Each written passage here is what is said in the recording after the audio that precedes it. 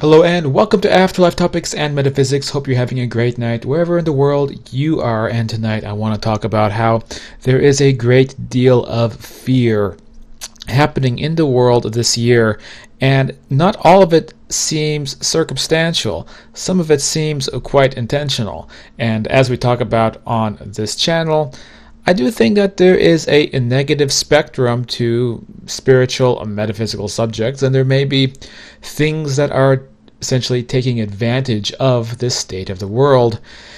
That includes the fear being experienced collectively, but also individually, that is to say, in your own personal life. So I want to talk about how there is, I hope you like the clickbait title, one, a weird trick. You know, that's the parody because you see those annoying ads on usually on news websites trying to get you to click on something. So yeah, that's I'm poking fun at that, but the idea is that there is one thing that I think anyone can do to stop this big maybe we could call it Loosh harvest, for lack of a better term, that's happening on the planet.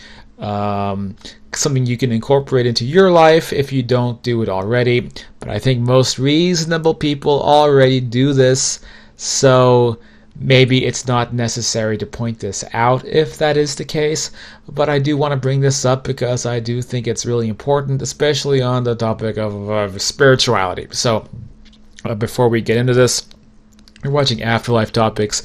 We talk about usually life beyond the grave, spirituality, things that some people really are adverse to, but we enjoyed talking about that on this channel. You can get involved by subscribing to this channel, pressing the like button, commenting, or if you want to work with me personally, there is a Patreon down below, as well as a link to afterlifetopics.com. You can pick up books like Understanding Life After Death, The Afterlife, and Beyond. Okay, so to continue. What is this trick that you can do to sort of put up a little bit of a defense against this sort of collective turmoil that's happening in 2020.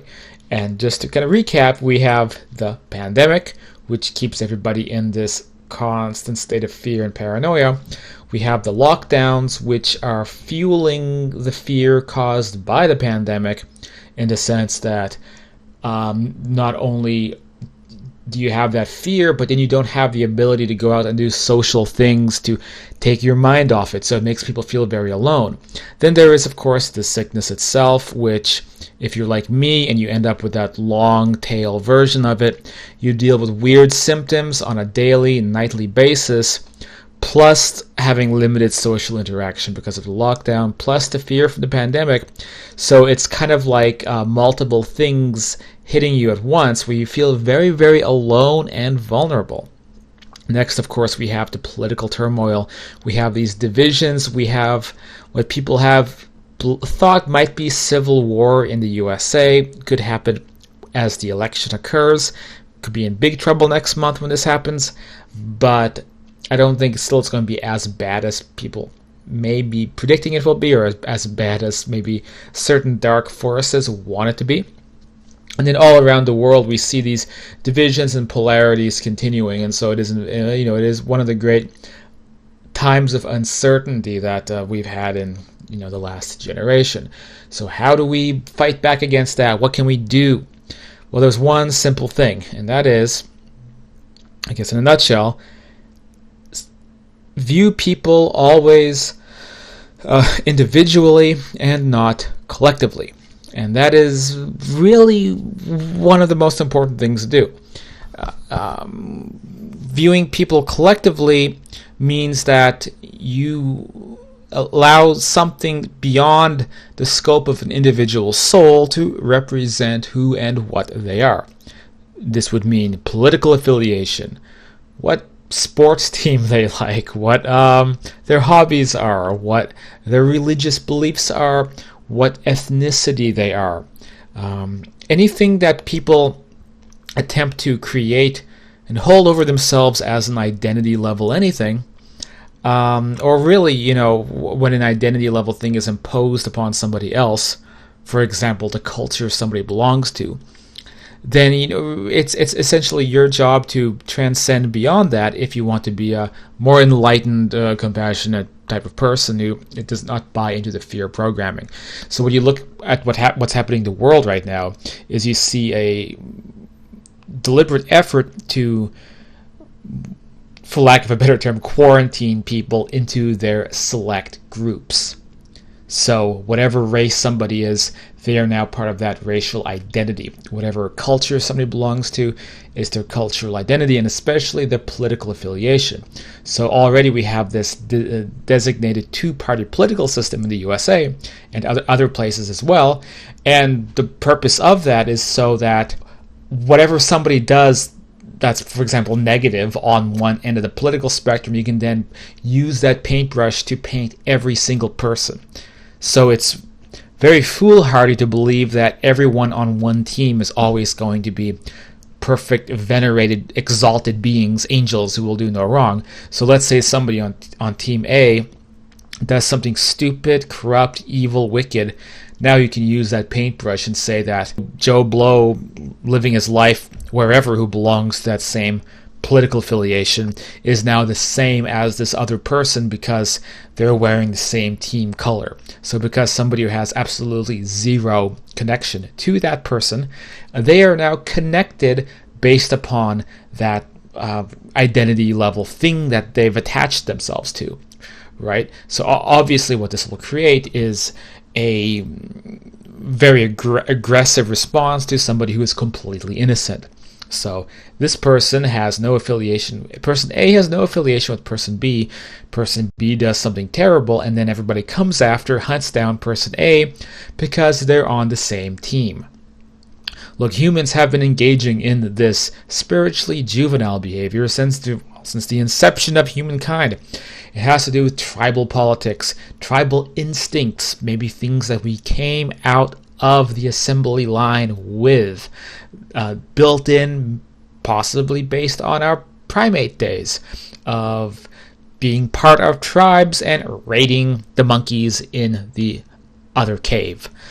So that is still built into us somehow, and it is probably the primary thing keeping humanity from getting up to a level above where it's at now.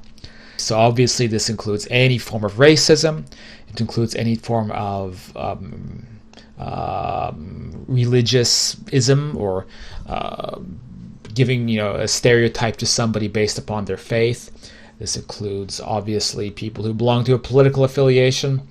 And again, this is as old as history, as old as Romans fighting the Goths. I mean, and much, much older. It's the idea that your opponents all belong to this particular team. So when an army invades a city and ransacks the place and slaughters everybody, they can pat themselves on the back and say, hey, it's fine that we did this because all those women and children, they were Visigoths. They were Israelites. They were Egyptians. They were whatever else it might be. They were Picts. They were Amazonians. Whatever it might be from whatever stage in history that this was happening. How about they were Iraqis? People can pat themselves on the back and say it doesn't matter, they just belong to that tribe, so we can do any terrible thing we want to them because they're no longer individuals. So again, this has always been the great weakness of mankind doing this. Now, if people just in general saw each other as individuals, then this wouldn't happen. If you look at somebody else and identify them as somebody who is entirely unique, that there is no tribal marker, then we would treat each other very differently. So to come back to what's happening in the world right now, what we see is, a lot of attempts to place these confinements around people on a bigger, grander scale. So we have the huge political movements. We have attempts to really divide people based upon racial preferences. And I don't think that people in general want to do this, but it's kind of like it's being pushed to create this, this race against this race against this race. And I'm seeing that happen as well. course, I'm seeing the political stuff happen with that red team, blue team stuff, which is really getting out of control, because the idea that anybody on team blue or team red represents the worst examples of those people. Let's say that there's 350 million Americans, right? So what is that? So you have like 175 million people on team A and 175 million on team B. So what we see is that out of that 175 million, as soon as somebody does something wrong or corrupt or evil out of those millions and millions of people, then we can see, look at we caught it out. Everybody in team A, team B is a scumbag and they should be destroyed, right? So that's the kind of hostility that I'm seeing happening lately, and I see it happening on my Facebook page. I see it happening all over the place. And while this may all be natural, it may again be the weaknesses of the human condition and the tribal instincts. It may also be getting imposed on us by forces that want to seed confusion, destruction, and chaos. And ultimately, we have to keep in mind that a lot of this is self-generated. The pandemic, well, maybe this was self-generated too. Maybe it was intentionally released, or maybe it wasn't. But how we react to things, how we unify, how we behave ourselves is a self-generated thing.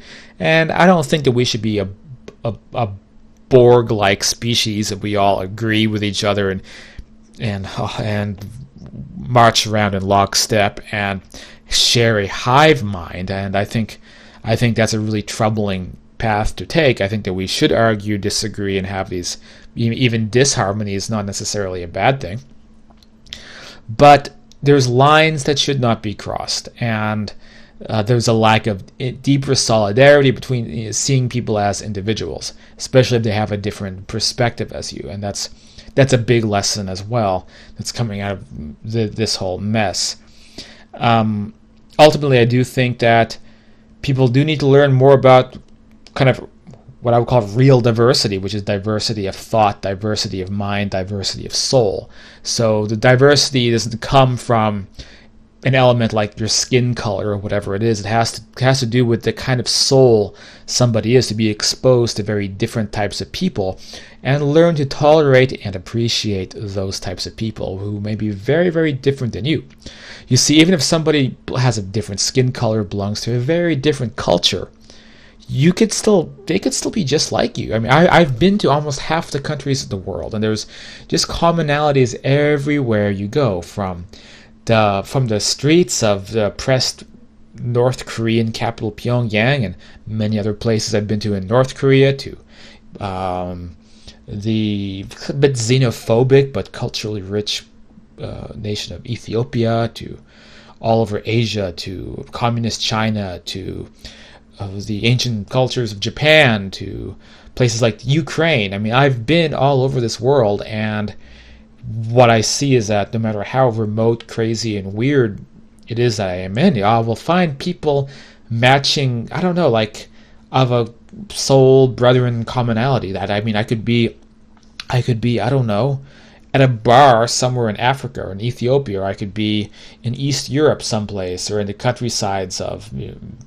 Asian islands or Indonesia or something like that, and walk into a little bar and meet somebody that I have a great connection with. I'll be laughing and sharing YouTube videos with. I mean, that's how it is in this world. You can have close connections with people all over the world. If you want to test your patience and your ability to tolerate your fellow man, then you need to be around very different types of people with very different thinking.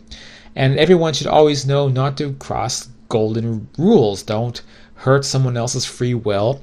Don't hurt someone physically, and try to practice some level of patience and respect for each other, and ultimately to view each person as an individual and not a collective. So as soon as more people begin viewing people as individuals, you're not going to have incidences throughout history of massacres.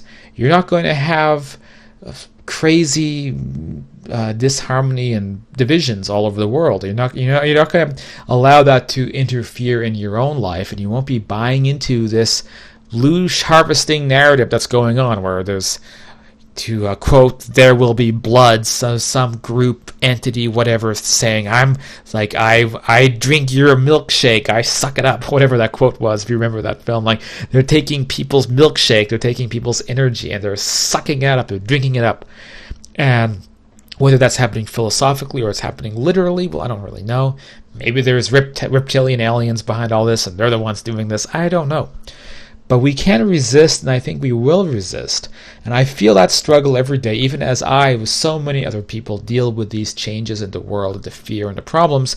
I have to meditate and take a step back and maintain my connections onto the spiritual side of the world, so I'm not overcome by fear caused by my sickness and my symptoms that happened, the fear caused by the lockdowns, not being able to go out and get a haircut, which I really need here in Los Angeles. I can't, I don't think they've opened up the hair salons yet. That isolation that happens. I do try to meet up with friends when I can, but it's easy to fall out of that, and forget about that. Employment uncertainties, as my normal day job in LA has disappeared. Uncertainties about my future and what I love to do. Will I be able to travel again? Uncertainties about the world. Uncertainties about the election coming up. And the kind of loneliness and that accompanies all this. And then I realize I can handle all this very well, but I have a relationship with the other side. I have a relationship with these spiritual topics. Average people are going to have a much more difficult time dealing with this, and I find it staggering to imagine what other people might be dealing with when faced kind of with what I'm dealing with, because I feel like it's pushing me to my limits, but I can handle all this. And it's not going to get me down. It's not going to leave me hopeless. I feel good. I feel optimistic.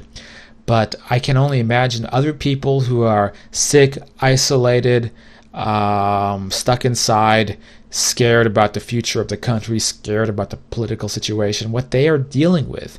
And to that I say, almost the best thing to do is, you could go inward and meditate more, I guess, is the best advice I would give. Find a place in nature. I haven't been to nature much since I've been back, but it is what I really need to do as well. No one can take the trees away. No one can take the streams away. You go do some Japanese haiku practice or something. Go into a stream or go and watch the trees. If you're in California, you can find a place that hasn't burnt down yet, and find a beautiful vista and ponder it and soak it up and feel a part of that. And you will find many of those issues that you're having and the loneliness will fade away. So do that, and also practice the one weird trick. Treat people as individuals, not as their collective identities. And don't attach yourself to a collective identity either, because it's not going to actually empower you. Okay?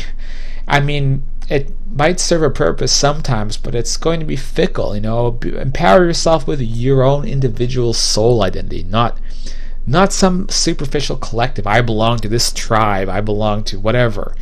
That's weak, and it creates turmoil. So be wise about that. I mean, it's not always bad to do that, I guess. Or if you believe in something and you want to be part of a group that believes the same thing, to make that change, okay, but don't take that on as an identity where I am represented by this, I am that. Okay, maybe you can represent that, but you're also a lot more than that. You're still your soul level identity as well, so you cannot forget about that. Sorry for lecturing tonight. I wanted to talk about some of this stuff and get some of this off my chest, I suppose. Hopefully this video was of some use to you. If it was, please share it. Of course, you can join the Facebook group Afterlife Topics and Metaphysics, or hang out at the Reddit page, reddit.com/r/Afterlife Topics. A lot of ways to get involved. Shoot me an email, become a patron if you want to support this work and the videos I make, and what I'm doing always helps out. And special thanks to patrons, you guys helping keep all this thing keeping this operation going. I have stuff coming out. There will be a third book in the coming future, but I'm spending a lot of time working on that during the daytime, letting the words flow out, collecting stuff for that book, doing research, and it'll be a really cool book when it's done. So keep that in mind as well. Okay, I'll see you guys on the next.